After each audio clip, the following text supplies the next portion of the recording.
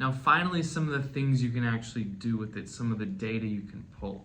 So if you want to look at a data set you finished, that is finished, something like test data set name, that's a pretty good one. You get a nice video, but you also get the mapping of every object that the video sees, right? So you see this car right here, it's right there. You can also run the speed of the video faster if you'd like. You can hide the annotation if you don't want to see them anymore. You can show all of the trajectories that were caught just as something drawn on. You can also smooth them out. There's a little bit of error in all the detections. That kind of smooths it a bit. You can also show the turn lines that you set. As you can see right here, that's where we put them. You can also filter a bunch of ways. You can filter by class, like human, bicycle, motorcycle, bus, train. This specific data set would be all cars generally. You can filter by turn data, so whether or not there's no data for the turn, whether or not the data is incomplete, or if the data is valid, which means we have a proper entrance and an exit.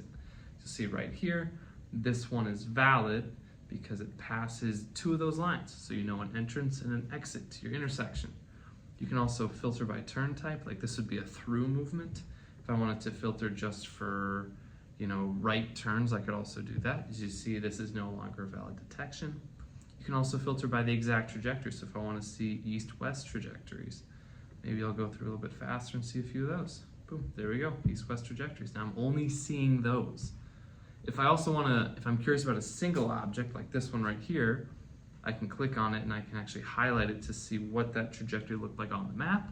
I can also look and see what was its tracker ID, what was its class, what was its average speed, what was its turn classification, in this case east to west. You can even see a general approximation of about what the speed was, and same with the acceleration, although the acceleration is not as good.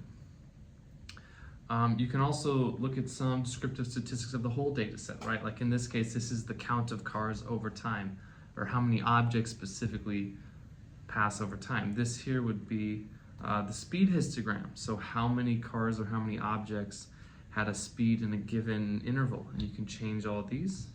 You can animate them a bit if you'd like. You can go from line graph to histogram, it's not too important. This graph right here shows you the average speed over a time batch. So in this case, between this bit of time, this was the average speed. And this might be helpful if you're finding at what point or at what capacity does it start to affect the speed of cars, something like that. And then also you have your turn table here.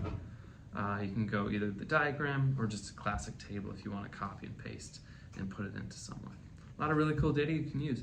And one final thing to note is that when you're filtering this data, it is actually updating all of these right here.